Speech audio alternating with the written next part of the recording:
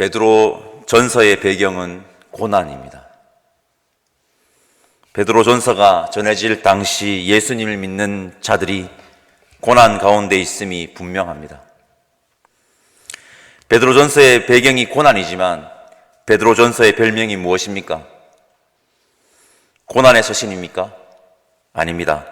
소망의 서신입니다. 고난 가운데도 소망을 잃지 말라는 사도 베드로의 마음이 베드로 전서에 고스란히 담겨 있습니다.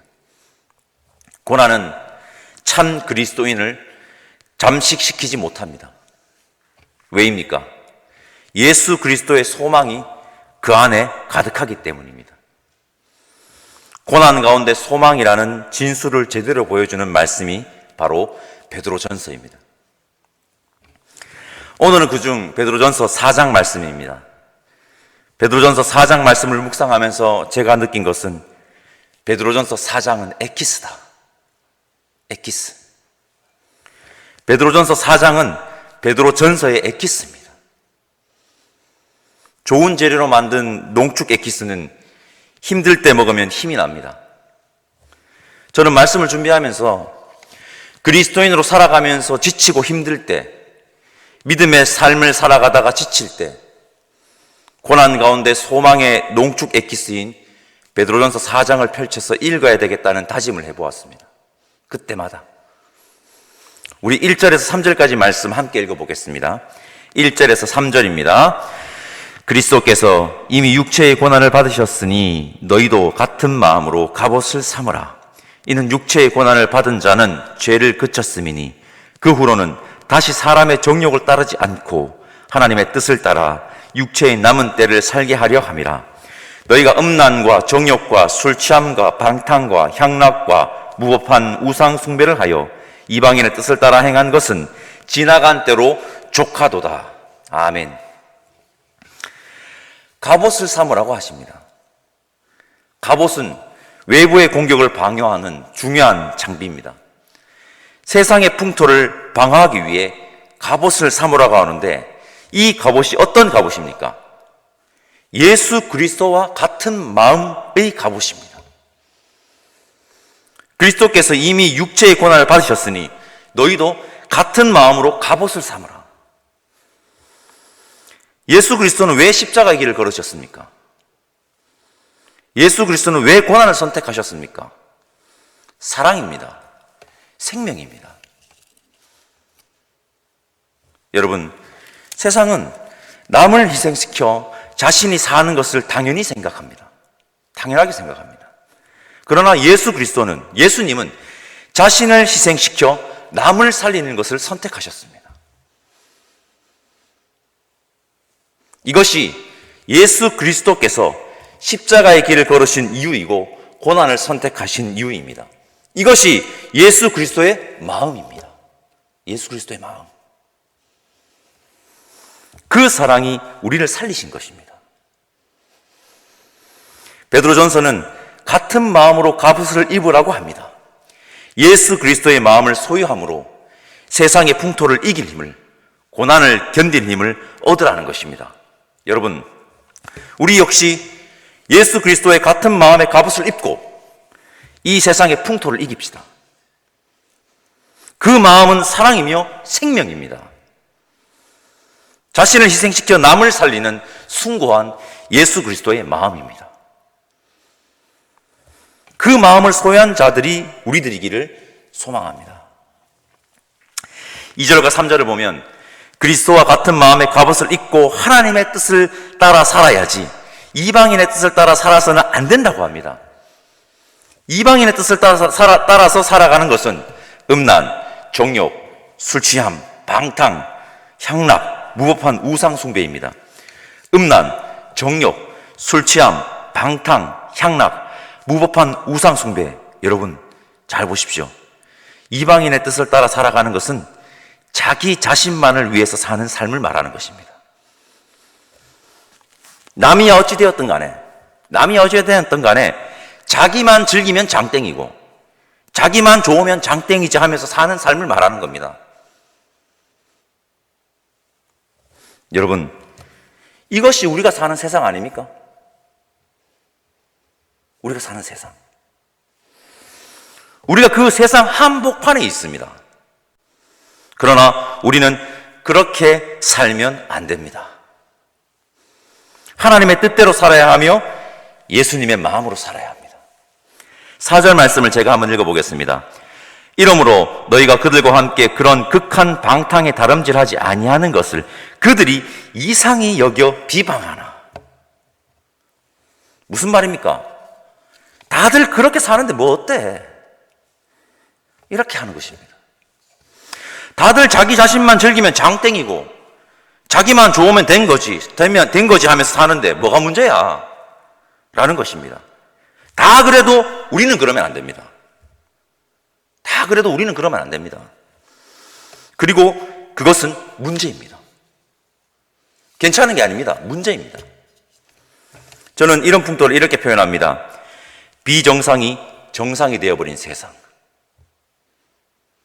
비정상이 정상이 되어버렸습니다. 이러한 비정상의 세상 속에서 하나님의 말씀대로 살아가면 비방을 피하지 못할 것입니다. 그러나 여러분, 우리는 하나님의 뜻을 선택해야 하고 하나님의 말씀을 선택해야 합니다. 세상의 모든 사람들이 맹목적으로 자신의 욕망을 향해서 때를 지어 달려가더라도 우리는 그 방향의 반대편으로 묵묵히 걸어가야 하고, 그 길이 아니라고, 참 생명의 길은 그쪽이 아니라 이쪽이라고 전해야 합니다. 혹 고난과 비방이 있더라도 우리는 절대 돌아서서는 안 됩니다.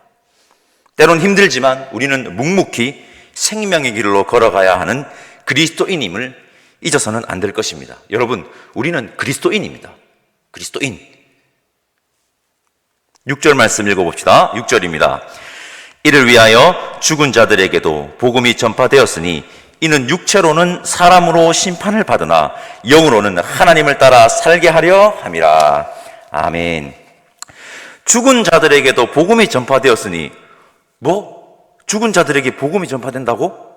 얼핏 보면 어렵고 혼란스러운 것 같지만 여기서 죽은 자들은 하나님의 말씀대로 살아가다가 죽음을 맞이한 사람들을 말합니다. 성도를 말하는 거죠. 6절이 우리에게 말하는 것은 이것입니다. 죽음도 복음의 소망을 막을 수 없다. 죽음도 복음의 소망을 막을 수 없습니다. 죽음을 두려워하지 맙시다. 죽음을. 기독교 영화죠. 바울의 한 장면이 떠오릅니다. 기독교 영화인 바울의 한 장면이 떠오릅니다. 당시 그리스도인들이 예수님을 믿는다는 이유로 잡혀 원형 경기장, 맹수들이 울거리는 경기장을 향하는 장면이 있었습니다. 그리스도인들이. 맹수가 우울거리는 원형 경기장의 문은 밝은 빛이 비추어 눈이 부실 정도였습니다. 그 영화에서. 그들은 더벅더벅 그 밝은 빛이 비치는 문을 향해서 걸어갔습니다. 아마 감독은 그 장면을 이러한 의미를 담아 연출하였을 것입니다. 그들은 죽음을 향해 가는 것이 아니라 영광의 동참하러 나아가는 것이다. 여러분, 죽음도 복음의 소망을 절대 막을 수 없습니다. 12절과 13절 말씀 함께 읽어보겠습니다. 12절과 13절입니다. 사랑하는 자들아, 너희를 연단하려고 오는 불시험을 이상한 일을 당하는 것 같이 이상히 여기지 말고 오히려 너희가 그리스도의 고난에 참여하는 것으로 즐거워하라. 이는 그의 영광을 나타내실 때에 너희로 즐거워하고 기뻐하게 하려 함이라. 아멘. 성도 여러분, 불은 모든 것을 다 태웁니다. 불시험, 즉 고난을 말하는 것입니다. 아무리 불시험이 우리에게 닥쳐도 절대 타지지 않는 것이 있습니다. 무엇일까요? 그것은 그리스도를 향한 마음입니다. 그리스도를 향한 마음. 그리스도를 향한 진실된 마음. 이거는 안 탑니다. 불시험, 이상히 여기지 말고 두려워하지는 마십시오. 불시험이 우리에게 닥치면 우리 안에 있는 불순물은 다 타서 없어질 것이고 우리에게는 오직 예수 그리스도를 향한 마음만 남게 될 것입니다. 중요한 것은요, 우리 안에 예수 그리스도를 향한 진실된 마음이 있느냐는 것입니다. 다 타고 없어질 건데, 불시험이 닥쳤을 때. 그 마음이 없으면 불시험이 닥쳤을 때 다 타고 없어져 버리겠지만, 우리 안에 예수 그리스도를 향한 진실된 마음이 있다면 순수한 그 마음만 남게 될 것이기에 불시험, 이상히 여길 필요도 없고 두려워할 필요도 없습니다. 성도 여러분, 고난을 이상하게 여기지도 두려워하지도 16절 읽지는 않았지만 부끄러워하지도 말고 담대함으로 주의 길을 걷는 우리가 되시기를 간절히 소망합니다. 오늘 본문에서도 우리가 눈여겨봐야 할 중요한 부분이 있는데요, 15절 말씀 함께 읽어보겠습니다. 너희 중에 누구든지 살인이나 도둑질이나 악행이나 남의 일을 간섭하는 자로 고난을 받지 말려니와. 너희 중에, 즉 예수 그리스도를 믿는 자들 중에 몰상식적인 행동으로 손가락질을 받는 일이 없도록 하라는 것입니다. 이건 중요합니다. 몰상식적 행동을 하면서 받는 손가락질을 고난으로 착각하지 말라는 것입니다. 정확하게 얘기합니다. 사도 베드로도. 오늘도 말씀드립니다. 우리 그리스도인들은 몰상식이 아닙니다. 상식을 바탕에 둔 여러분 초상식입니다. 상식을 바탕에 둔 초상식입니다. 성도 여러분, 우리는 예수 그리스도와 같은 마음으로 여러분 갑옷을 삼아야 합니다.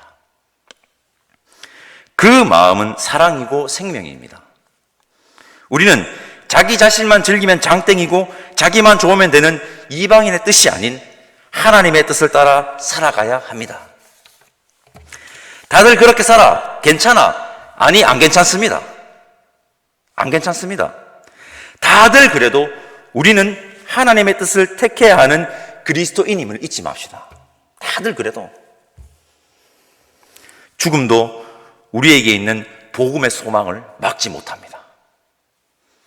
고난을 두려워하지 맙시다. 불시험, 여러분 절대 타지 않는 것이 있습니다. 예수 그리스도를 향한 마음입니다. 불시험은 예수 그리스도를 향한 마음을 온전하게 드러나게 하는 것임을 기억하셔서 이상히 여기지도 두려워하지도 부끄러워하지도 마시다. 고난 앞에 여러분 담대합시다. 중요하다고 했습니다. 몰상식적 행동을 하면서 받는 손가락질을 고난으로 착각해서는 안 됩니다. 우리 그리스도인들은 몰상식이 아닌 상식을 바탕에 둔 초상식이라는 것을 오늘도 여러분 명심해 주시기 바랍니다. 베드로전서 4장은 고난 가운데 소망의 농축 엑기스입니다. 그리스도인으로 살아가면서 힘들고 지칠 때, 믿음의 걸음이 힘들 때마다 이 농축 엑기스인 베드로전서 4장을 펼쳐서 읽고 힘을 내면 좋을 것 같습니다. 그때마다 여러분 펼쳐서 베드로전서 4장을 한번 읽어보십시오. 힘이 날 것입니다. 고난이 우리에게 닥치더라도 하나님의 뜻대로 주의 길을 선택하는 우리가 됩시다. 고난 가운데서도 선을 행하는 우리가 됩시다. 우리의 영혼을 하나님께, 창조주 하나님께 온전히 맡깁시다. 이것이 베드로전서 4장의 결론입니다. 기도하겠습니다. 하나님, 감사합니다. 어떠한 상황에서도 주의 길을 선택하는 우리가 되게 하옵소서. 고난 중에도 예수 그리스도의 소망을 품고 살아가는 우리가 되게 하셔서 고난 앞에 담대한 우리가 되기를 원하오니 성령 하나님 인도하여 주옵소서. 예수님의 마음으로 이방인의 뜻, 자신의 만족을 위해 다름질하는 자들이 아닌 하나님의 뜻을 날마다 선택하며 사는 이 시대의 그리스도인 되기를 원하오니 함께하여 주실 것을 간절히 소망하옵고, 우리를 위해 십자가의 길을 선택하신 사랑의 예수 그리스도의 이름으로 기도드립니다. 아멘. 하늘에 계신 우리 아버지, 아버지의 이름을 거룩하게 하시며 아버지의 나라가 오게 하시며 아버지의 뜻이 하늘에서와 같이 땅에서도 이루어지게 하소서. 오늘 우리에게 일용할 양식을 주시고 우리가 우리에게 잘못한 사람을 용서하여 준 것 같이 우리 죄를 용서하여 주시고 우리를 시험에 빠지지 않게 하시고 악에서 구하소서. 나라와 권능과 영광이 영원히 아버지의 것입니다. 아멘.